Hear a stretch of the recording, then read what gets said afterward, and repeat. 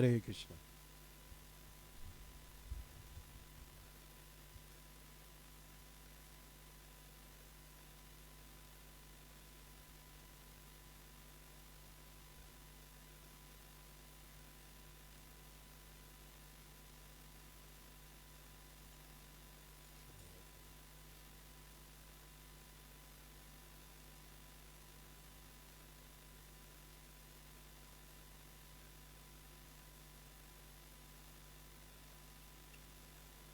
Jaya Radha Madhava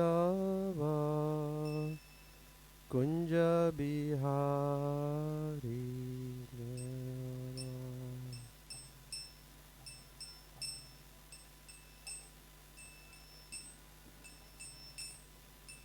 Gopijana Vallabha Girivaradhari Gopijana Vallabha Girivaradhari Yasodhanandana Brajajana Ranjana Yasod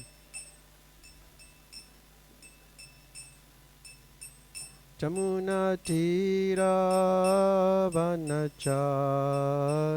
Jamuna Tira Vanachari Jaya Radha Madhava Kunja Bihari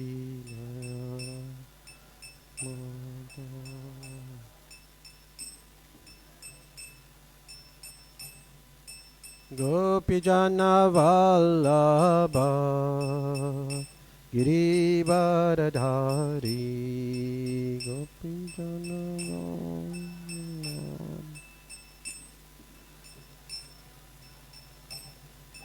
Yashodanandana Brajajana Ranjana Yashodananda Jamuna Tira Vanachari Jamuna Tira Vanachari Jaya Radha Madhava Kunja Bihari Jaya Radha Madhava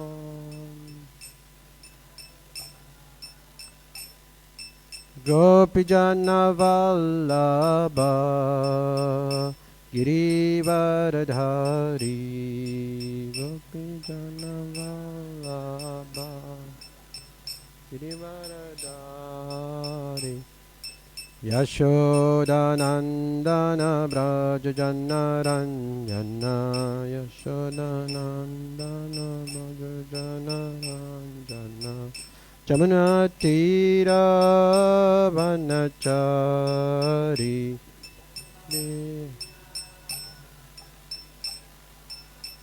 Yamuna Tira Vanachari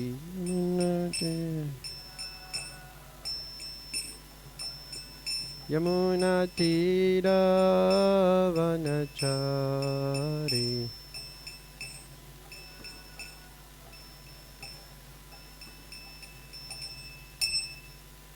Jayam Vishnupad Paramahamsa Pravijacharya Astoru Shishimat His Divine Grace A.C. Bhaktivedanta Swami Prabhupada Ki Jayam Vishnupad Paramahamsa Pravijacharya Astoru Shishimat His Divine Grace Bhakti Siddhanta Saraswati Goswami Maharaj Prabhupada Ki Anantikoti Vaishnav Vrind Ki Naam Acharya Slaridas Thakur Ki Prem se kaho Sri Krishna Chaitanya Prabhu Nityananda Shri Advaita Gadadhar Shivasadi Gaur Bhakta Vrindi Ki Sisi Radha Krishna Gopa Gopinath Sham Kun Radha Kun Giri Govardhan Ki Vrindavan Navadip Dham Ki Gangamai Jamunamai Ki Bhakti Devi Tulasi Devi Ki Samaveta Bhakta Vrinda Ki Nitaya Gaur Premanande.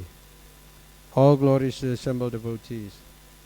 All glories to the assembled devotees. All glories to the assembled devotees. All glories to Sri Guru and Sri Gauranga. All glories to Srila Prabhupada.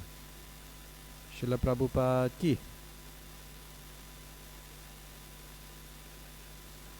So we're reading from the Srimad Bhagavatam, 4th canto, 20th chapter, and it will be text 5, I think. This book only have up till the 19th chapter. It's okay, I've got it on my computer. No, I got it.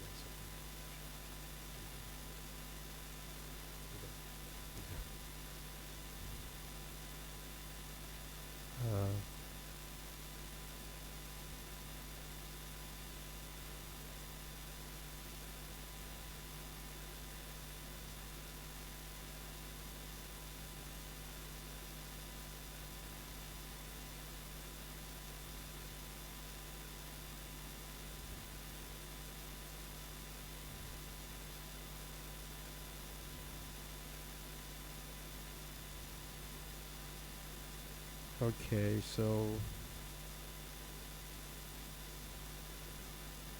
Srimad Bhagavatam, 4th canto, chapter 20, text number 5. Atakayam imam vidvan avidya kama karma bhi arabda iti naivasmin pratibuddho nusajate atakayam imam vidvan avidya kama karma bhi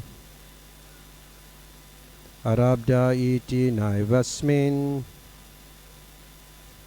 pratibuddha nusajate atakayam imam vidvan avidya kama karma bhi arabda iti naivasmin pratibuddho nusajate atakayam imam vidvan avidya kama karma bhi arabda iti naivasmin pratibuddha nusajate.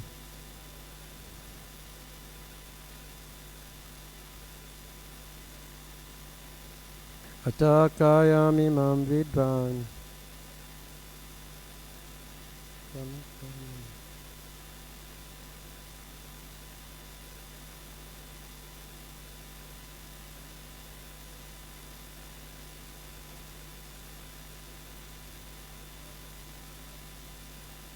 Atakayam imam vidvan avidya kama karma bhi arabda iti naivasmin pratibuddho nusajate.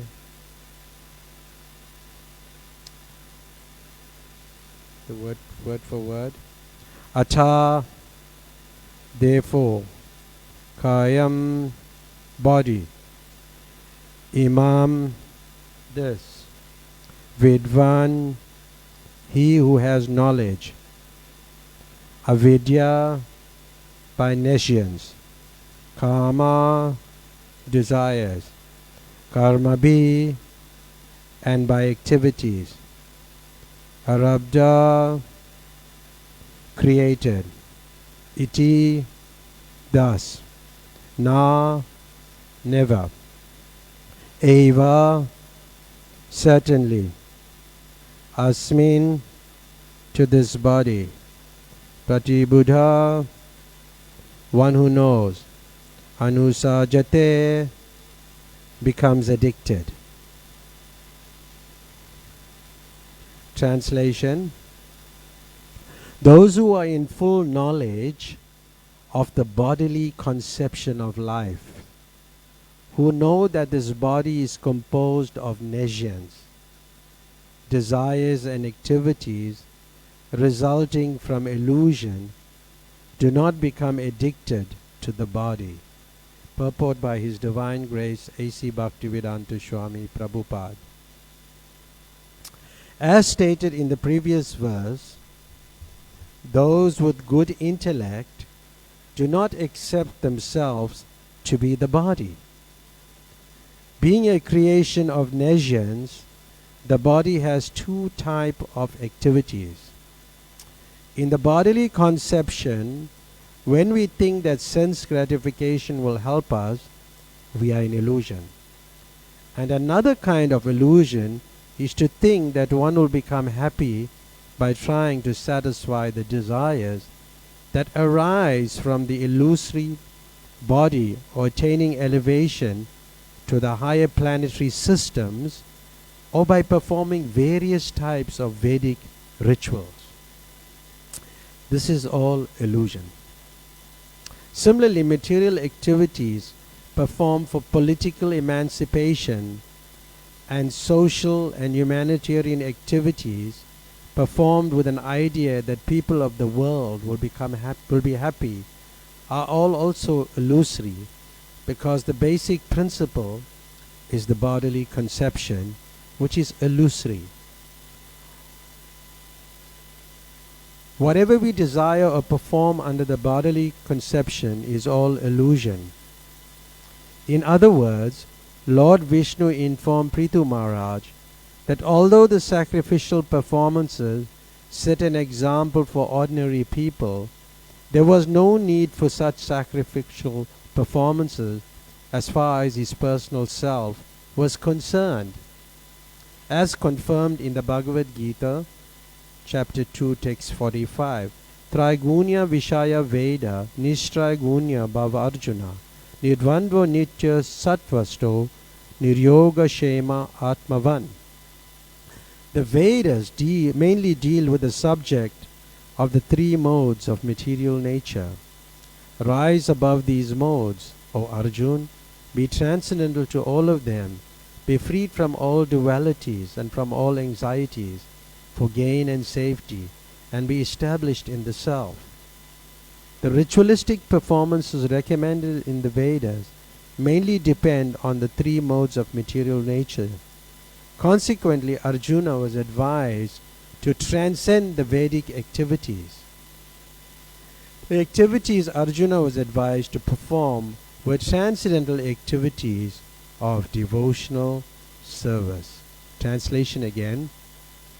Those who are in full knowledge of the bodily conception of life, who know that this body is composed of nations, desires and activities resulting from illusion, do not become addicted to the body. Now in the purport there's quite a few points that are important, which Prabhupada stresses on the two type of activities, meaning the bodily conception of life, sense gratification, and where one is trying to become happy by trying to satisfy his desires. And the third point is about Vedic rituals. And Prabhupada quotes the verse from the Gita. The Vedas mainly deal with the subject matter of the three modes of nature. So we'll touch on some of these points, these ritualistic activities, but ultimately he speaks about Arjuna was advised to transcend these Vedic rites, these activities, and come to the platform of transcendental activities, which is bhakti or devotional service. So in a nutshell, we just paraphrase the purport. In the Bhagavad Gita, in chapter 2, text number 62, Diyate Visayan Pumsa Sangaste Supajate Sangat Sanjayate Kama Kama Krodha Abhijate. So this verse, and there's a subsequent verse, Krodhat Bhavati Samoha Samohat Smriti Vibrama Smriti Brahmsad Buddhina, so Buddhina Sad Pranasyati. So these two verses is talking about senses and the progression of spiritual fall down. This is what these two verses encapsulates. While you're contemplating on the object of the senses, either positively or negatively, then one develops attachment for them. And when that attachment becomes, it leads to lust. And when lust is unsatisfied, what it results in? Anger. Anger. Then delusion, then bewilderment of memory, and loss of intelligence, and then one falls down into the gross material existence again. So it's a very, powerful verse that's given in the Gita. And when one is contemplating on the object of senses, either positively or negatively, that's called the thinking stage. That's the first stage. You're thinking about it. So when you develop attachment for them, that's called the feeling stage, because you're feeling something. And then when it leads to lust, that is called the willing and the doing stage. So there's 3 stages. The thinking stage, the feeling stage, and the willing stage. So anything that we're thinking of, we sure to, if we're thinking of negative things, and it will lead to anger, and then we fall down again into this material pool. So Prabhupada also speaks about the body, and we learn from the Gita that the body is eternal. Huh? Is it eternal or temporary? The soul is eternal, yeah. The soul is eternal. And the body? The body is also eternal, right? When it comes to atoms, again, it's still in its atom stage. When it comes down, there's a nice verse in the Gita which explains in the 2nd chapter how, first it was atoms, then there's a formation, and then again it comes to atoms. You read that? You read that? That's there in the Gita. See, just like it, because you can't destroy it. It's the energy of Krishna. So, but the soul is eternal, and the body in the sense is temporary because it manifests, from atoms it's manifest. See, like this building is just a combination of earth, water, bricks, and made into a building. But when you crush it down again, it comes back to its original state. Atoms. So that the soul is eternal. For the soul there's neither birth nor death at any time. It does not come into being, will not come into being. He is eternal, ever existing. He is not slain when the body is slain. He doesn't die. It's eternal. And there's so many verses in the Gita. Talks about the eternality of the soul. What's the other verse, Ranga, in 2:12? Na tu evam jatu nasam, na tuam naima janadipa, na chaiva bhavisyama, sarvavaya mataparam. Never was there a time when I did not exist, nor you, nor all these kings, nor in the future shall any of us cease to be. So in the past I was Krishna, in the present I am Krishna, and in the future I'll be Krishna.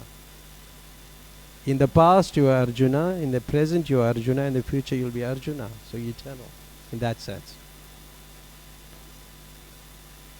So the Gita is explaining, and sometimes people don't like to listen to these verses because, you know why? Why people don't like to listen to these verses? Because it reminds them of the bodily concept of life. It's reminding you, hey, I don't want to hear this. As soon as you don't want to hear this, even as a devotee, meaning that you're attached to the body. Because that you want to enjoy the body. Because if it is a spiritual statement, wouldn't you want to listen to it all the time? Agreed? It's from the scripture. Wouldn't you want to listen to it? But hey, same thing, that devotee is only talking, not the body, you're not the body. Like when I was preaching, my daughter was young. She'd say, I know what you're going to talk about. And she always heard me saying the same thing. And even up till now, she said, I know what you're going to talk about. You're not the body. But the people, it's like, But then again, in the Bhagavad Gita, also in the 2nd chapter, that verse, I think probably Madhurya likes this verse, A person who is not disturbed by the incessant flow of desires that enter like rivers into the ocean, which is ever being full but is always still, can alone achieve peace. And not the man who strives to satisfy such desires. So the analogy of the ocean, it's filled with water, but especially during the rainy season there's more water that's coming, just like it's raining now. But do you see the waves coming to our temple? Is it coming in? Because it's satisfied. So in the same way, a devotee is not agitated. He's not, he's always fixed in his position, and he has lost all these inclinations to enjoy the body. He's fixed. And the devotee is not, disturbed by such desires. Because this verse is talking about desires.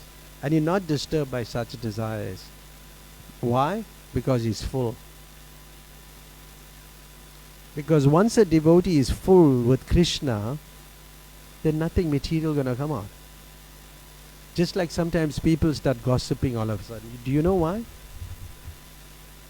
They'll talk about Krishna a little bit, and then after a while they'll start talking about, oh, you heard about this, different things. You know why? They're not full of Krishna.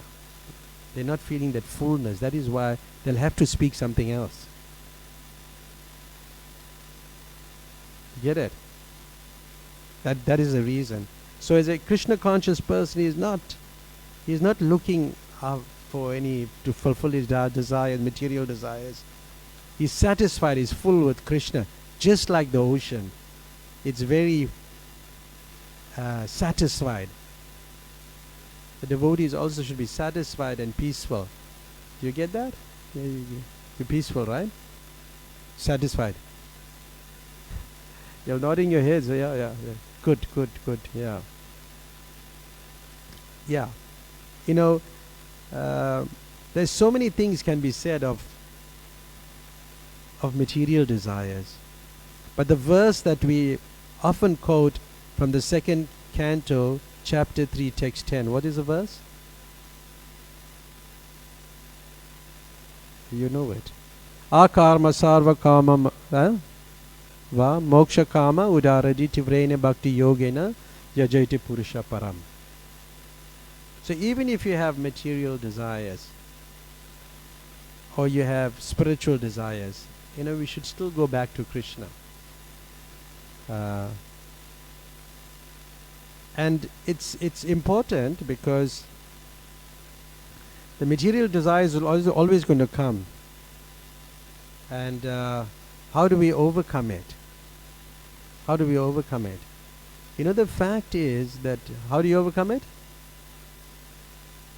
By replacing it with spiritual desires. Yes, by replacing it with spiritual desires. Like most of us, or at least speaking for myself, we may have mixed, we may be engaging in Mishra Bhakti, Karma Mishra or Bhakti or Jnana Mishra Bhakti. It's always mixed. And if a devotee or if a person has a motive and still wants to serve the Lord, some motive he has, it's like a Sakam devotee. Yes, some hidden motive. But in pure devotional service, one must have no motives, because you won't go back to Goloka Vrindavan. Yes, we say Prabhupada got the key to the back door and things like that. That's true, but we have to perfect ourselves to a large extent, to quite a high stage. Not necessarily, all right, just because I'm staying in the temple, I'll go back to Godhead. Oh no. It's not like that. So therefore you have to get knowledge. But Krishna is merciful that he can make a devotee that's attached to material desires and make him an akam devotee. Who doesn't have any material motives. He's just doing it for the pleasure of Krishna. And that is the the a high stage of devotional service. We see so many cases. We studied Dhruva Maharaj recently. We went to it in depth. How he became, he had some desire, but then he was satisfied when he met the Lord, and he simply wanted to serve the Lord without any material benefits. And it's not such an easy thing to do. Sometimes, it's found that a small child may eat some dirt. But what does his parents? Take away the dirty things and then give him one sandesh or one rasgulla. Sounds nice, huh? Or one mangal sweet. So devotees who aspire for material benedictions and have motives are compared to such children. Yeah. But the Lord is so kind, He just takes away those material desires. So here we see, this is about Prithu Maharaj. Now Prithu Maharaj is in a high category. And here we find that Lord Vishnu had brought Indra in the presence of Prithu Maharaj. And he's saying you have to forgive him. Imagine bringing your enemy in front of you now. But there's many lessons to learn. One, that you must forgive. And when you're forgiving, you have to forgive unreservedly. It's not that you forgive, like I was giving a talk one day. One lady said, yeah, she has some hatred or some ill feelings. Sisi Radha Raghunath ki. She has some ill feelings for a family member. So I said, okay. She said, I can forgive her, but I can't forget. So that's not forgiveness. You still have that seed of doubt in your heart. That's not forgiveness. You have to forgive from your heart and let everything go. Otherwise you'll keep that and you'll still have that hatred and many people do. It's not so easy. So we can learn from Lord Vishnu is bringing Indra in the presence of Prithu Maharaj. Like if you have some ill feelings to somebody and they bring the person in front of you now, you feel awkward, right? But it's best to, we can learn from this that yes, when we want to forgive somebody, we may have to meet them. That's what we can learn from this. You can't do it over email. That's more impersonal. You get it? How that sounds? Something that we are all guilty of? Is it? Bilva? Okay, yeah. So we have to be very, very careful. We can learn from Prithu Maharaj, and Prithu Maharaj was not on the bodily concept of life because he was a Shakshravesha avatar. But here we can also learn that Lord Vishnu is telling him all these things. Because at some stage in the material world, at any stage you can be attracted to material sense gratification, and you can come under the bodily conception of life.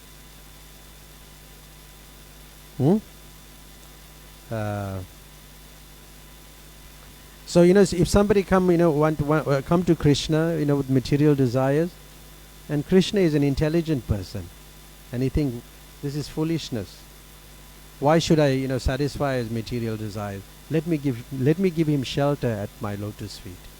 Which is better? Shelter. When you take shelter of the lotus feet of Krishna, then you become free from material desires. Material desires is like poison. And the consciousness you pray, to overcome these things, is like Lord Brahma, he was worshipping Krishna in such high level of consciousness, and he wanted to become free from the fulfillment of material desires. But Krishna can fulfill any desire. But you can read all these prayers, of Brahma in the Bhagavatam in the 3rd canto. Because in a purport there, the Lord I'll just read it. The Lord certainly fulfilled all desires in regard to transcendental loving service, but He does not fill the wombs of non-devotees, even when such casual devotees offer Him the best prayers. It's a question of the consciousness. You offer prayer, in a mood of humility.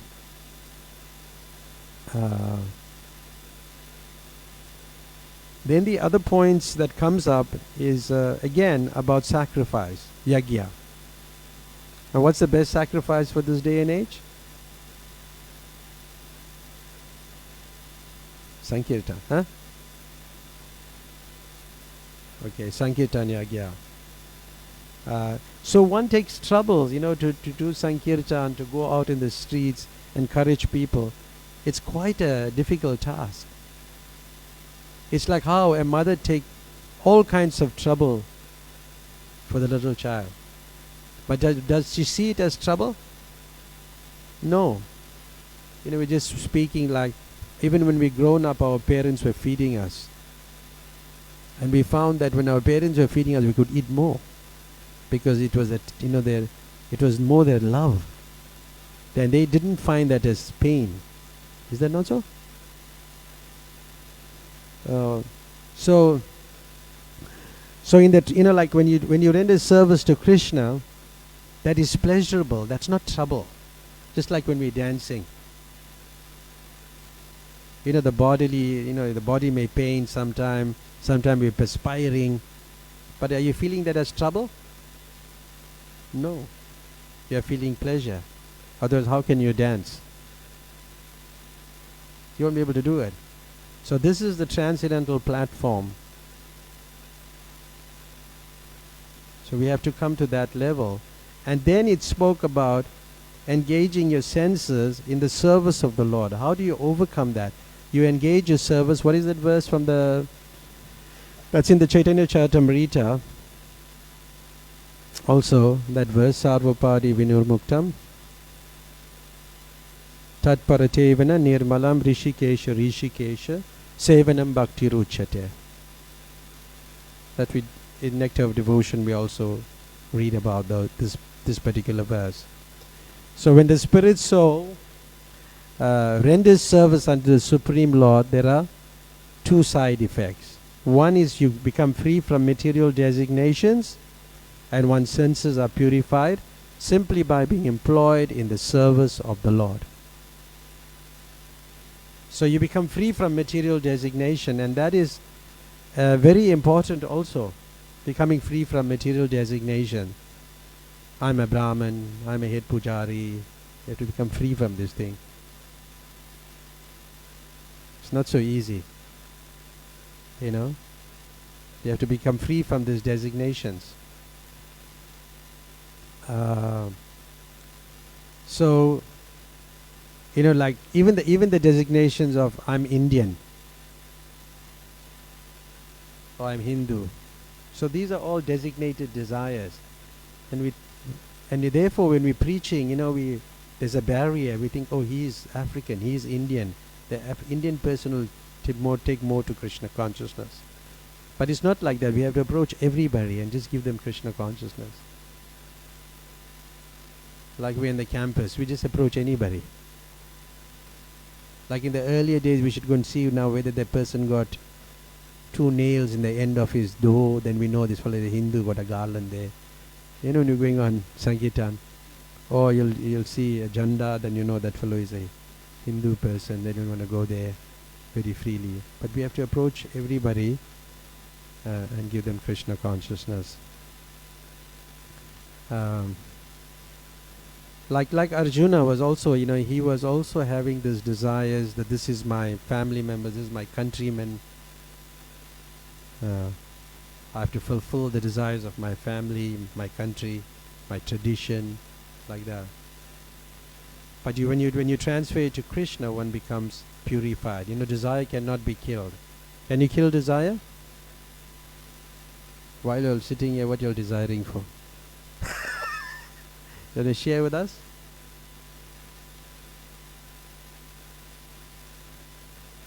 So there's some nice verses in the I was reading last night, as usual, last minute, and then and Krishna says, if one engages in my transcendental loving service, but at the same time wants the opulence of material enjoyment, he is very, very foolish. Indeed, he is just like a person who gives up ambrosia to drink poison. And then in the next verse he says, since I'm intelligent, because God is the most intelligent person, Krishna, why should I give this fool that material prosperity? Instead, I shall induce him to take the nectar of the shelter of my lotus feet and make him forget all that material enjoyment, illusory material enjoyment. And what is the secret of success? Of becoming free from this material enjoyment? Once, Jayapataka Maharaj speaks about Prabhupada on the disappearance day of Bhaktisiddhanta Saraswati Thakur, and Prabhupada began explaining that how he was following the order of his guru and the previous guru and the grandfather guru, the previous acharyas.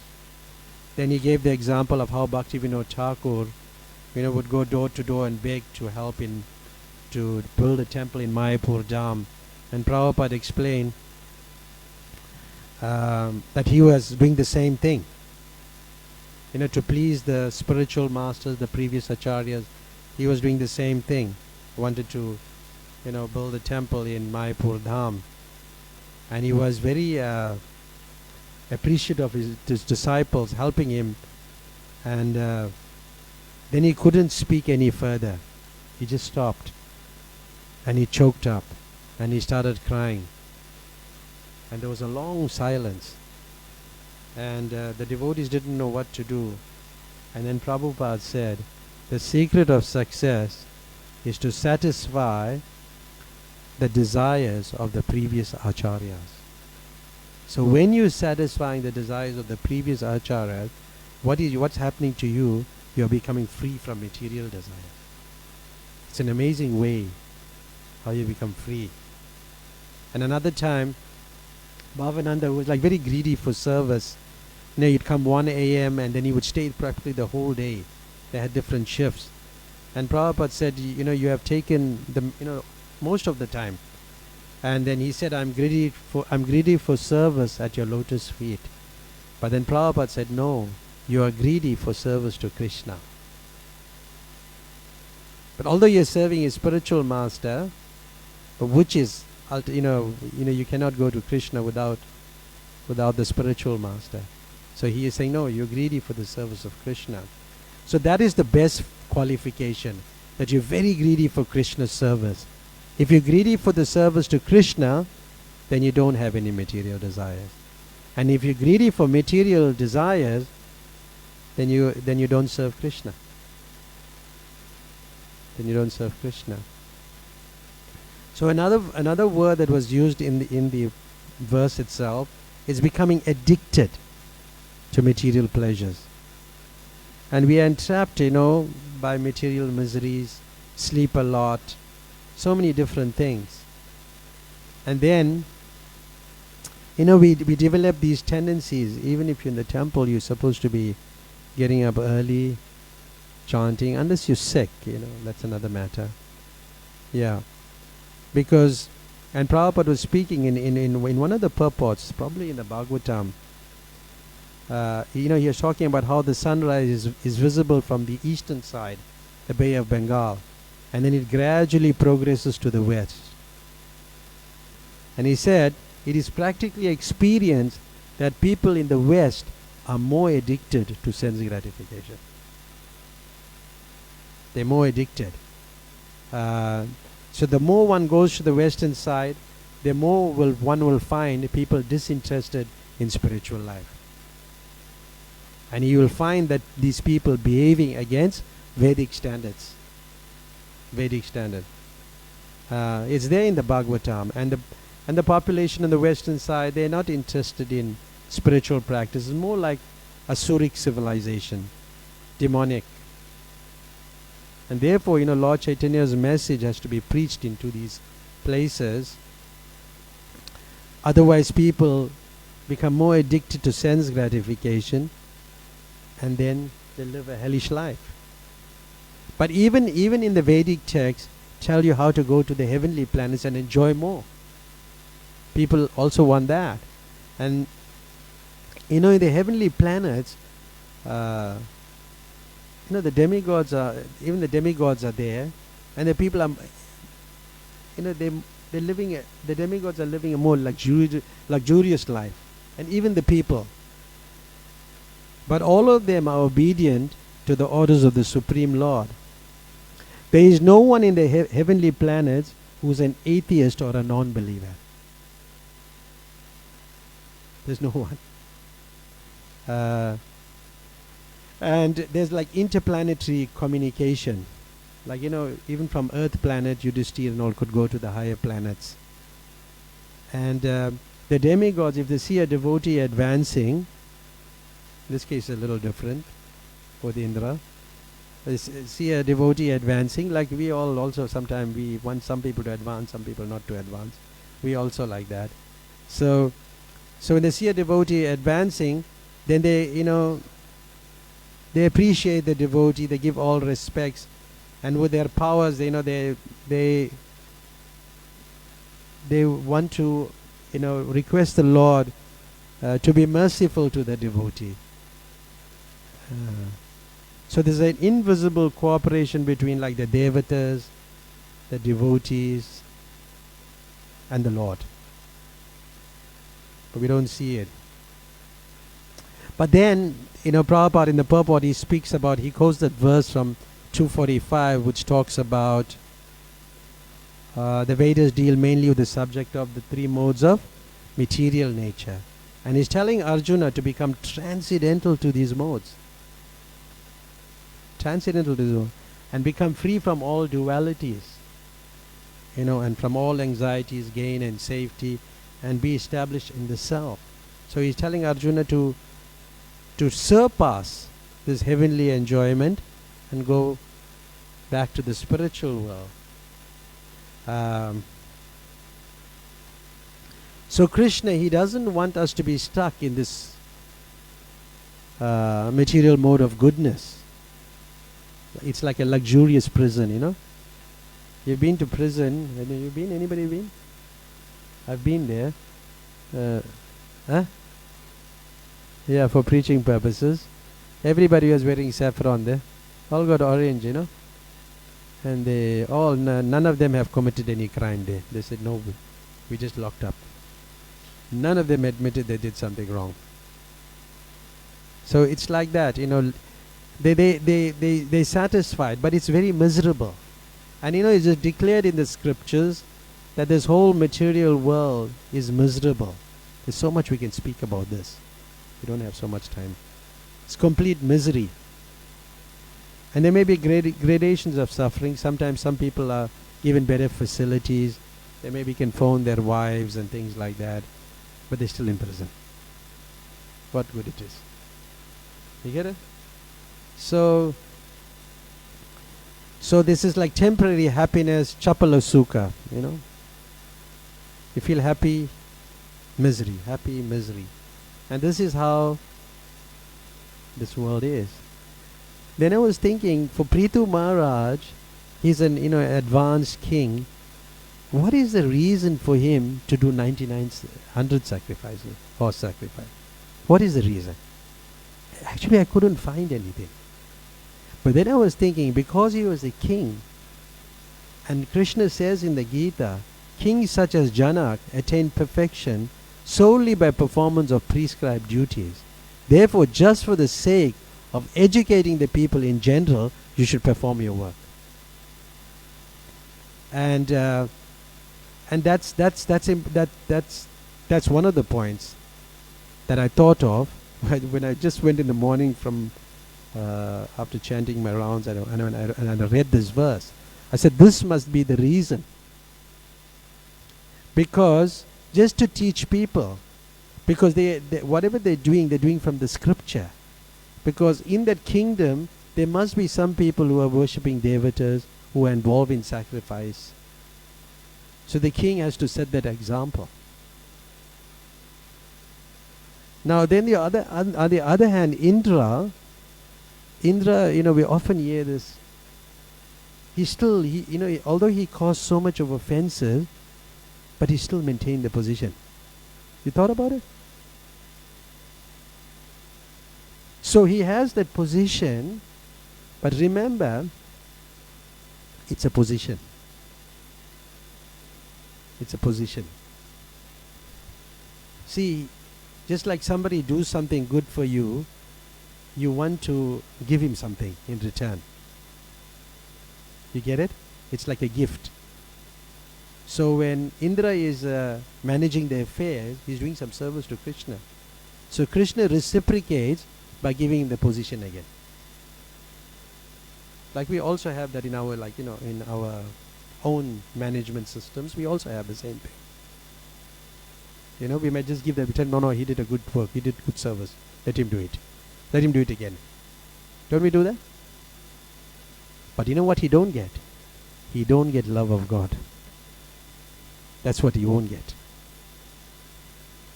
You can get the position, but you won't get the love of God. So that's why Indra doesn't just go back to Krishna or Goloka Vrindavan. You get it? So you may fight for all these type of things, but it's just another material, could be just another material desire that you want to fulfill, but you won't go back to Krishna. It's quite interesting. And the other verse I read, O son of Prita, there is no work prescribed for me within all three planetary systems, nor am in want of anything, nor have I need to obtain anything, and yet I am engaged in my prescribed duties. And Krishna gives example like of Janak Maharaj, who attained perfection just by performing his prescribed duties. And just like Krishna, he doesn't need anything, but he still acts according to the scriptures. So these are the reasons I thought more that King Prithu was just doing his duty, but King Prithu was a winner because he didn't do the 100-horse sacrifice, but he's the winner. Because why? He'll go back to Godhead and Indra will get position. You get it? He's a loser. So sometimes you may be engaging very hard in lots of activities, but you're a loser. So there's so many things we can talk about, but I've got a few minutes more. Oh, yeah. Then now coming to like King Prithu, and King Prithu, he wanted to have millions of years. Later on you will read, to hear the glories of the lotus feet of the Lord. He want millions of years. Yes. He specifically mentioned that the glories of the Lord should emanate from the mouths of pure devotees who speak from the core of their hearts. And yet, like we find, like Rupa Goswami, also desired millions of years, millions of tongues to glorify Lord Krishna. So the prescribed process for this day and age is the chanting of the holy name, which surpasses, which will take you above the ritualistic activities in the Vedas, and take you back to the spiritual world. So hearing the Bhagavatam, you must hear from a pure devotee, like how Rupa Goswami, as we said, desired millions of years and millions of tongues to just chant the holy name. So many things. And talking about that, and today is the disappearance day of Haridas Thakur. So I thought I'll just connect that to Haridas Thakur, which I thought maybe we would read a few, two verses, at least few verses from the Antya Leela, 3rd chapter 117 onwards, talking about Haridas Thakur. Like generally, we find here that Prithu Maharaj, Subhadra, the flower from Krishna fell, eh?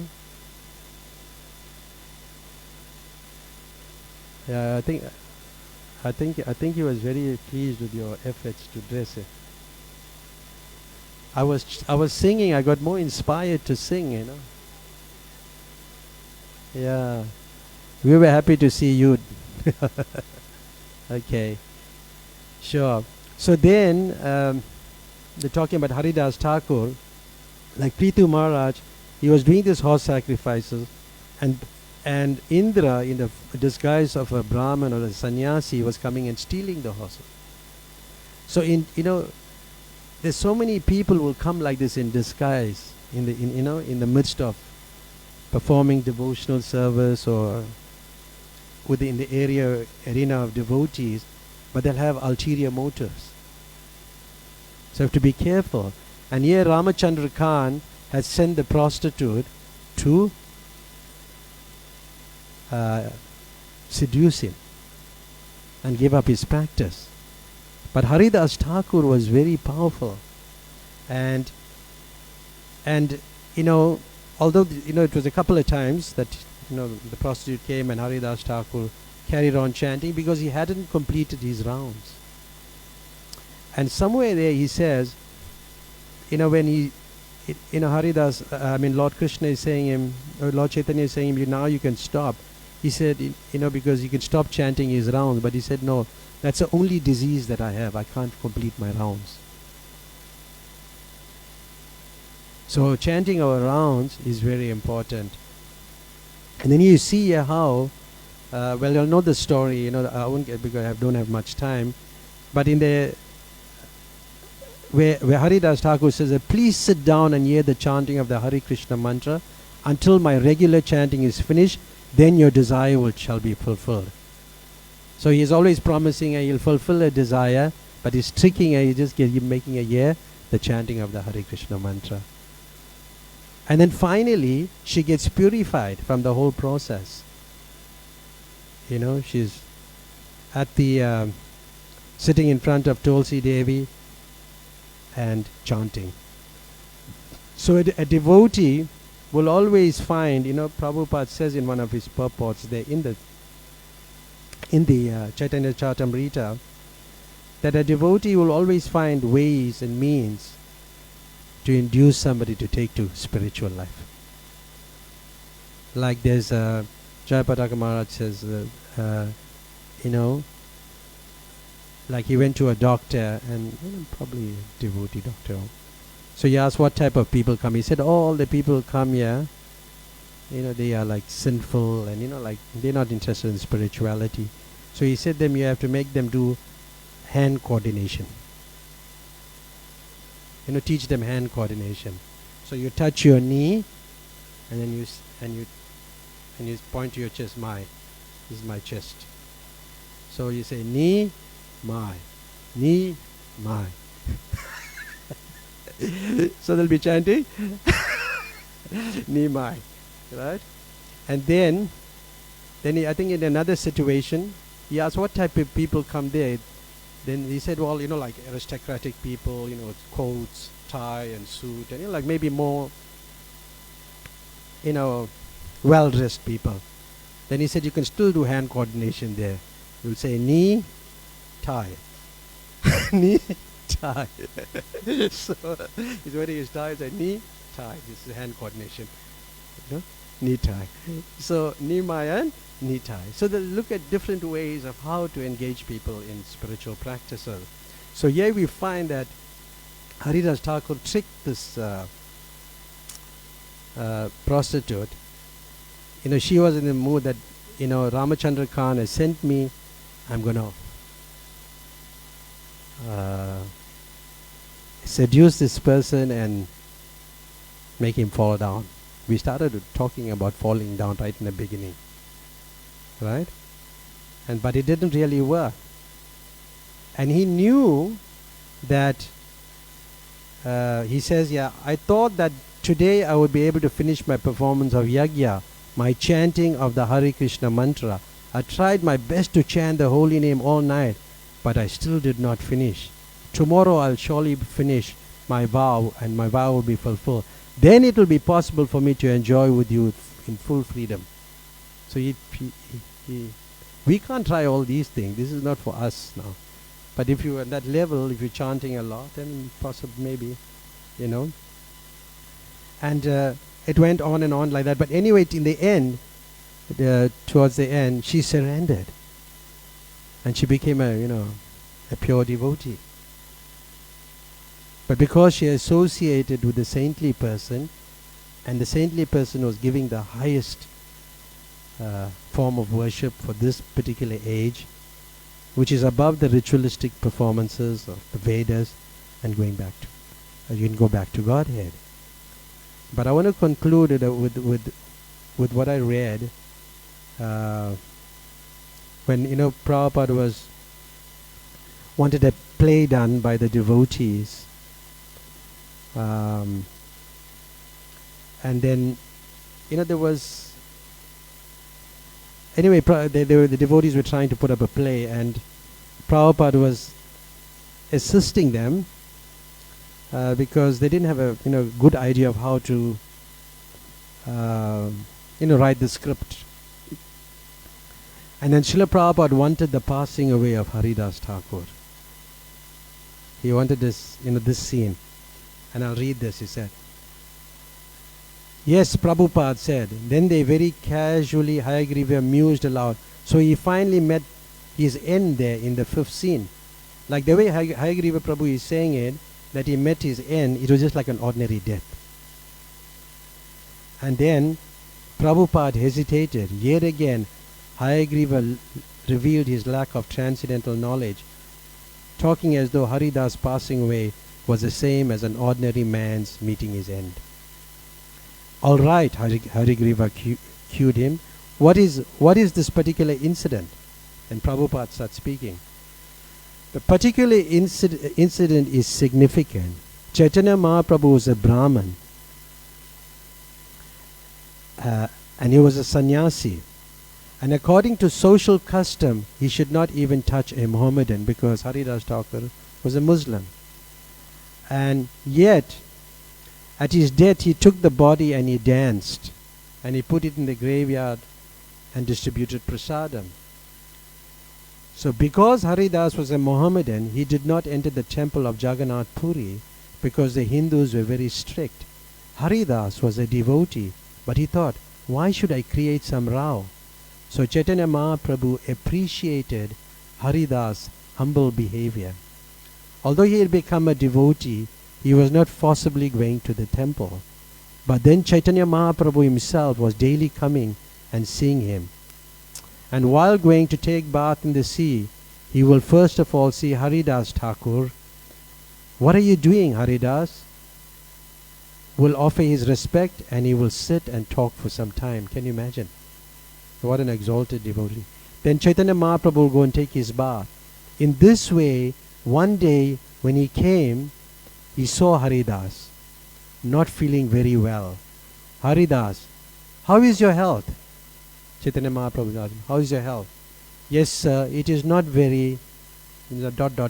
After all, it is the body. And this is what our topic is today.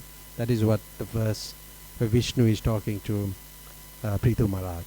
After all, it is the body. Then the 3rd day he saw that Haridas is going to leave his body. He's going to leave his body today. So Chaitanya Mahaprabhu asked him, Haridas, what do you desire? Now we read in our purport, it's all about desires. What do you desire? So both of them could understand. Then Haridas said, this is my last stage. If you kindly stand before me. You kindly stand before me. Now remember, this Prabhupada is now narrating the scene of how it happened. And Srila Prabhupada became caught in intense spiritual emotions of the scene, as it was happening before him right there. He was like really caught with it. And he closed his eyes and he said, He stopped talking. Then he began to began again slowly. So Chaitanya Mahaprabhu stood before him and he left his body. Haridas left his body. So Prabhupada sighed and became silent. And Hayagriva sat staring at the floor. When he glanced up, he saw that Swamiji was crying. So he was in that pastime, witnessing the whole thing. And today is the disappearance day of Haridas Thakur, so we can meditate upon him.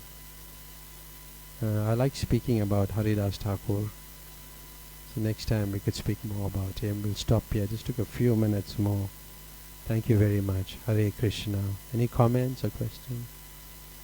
Yes, Ranga?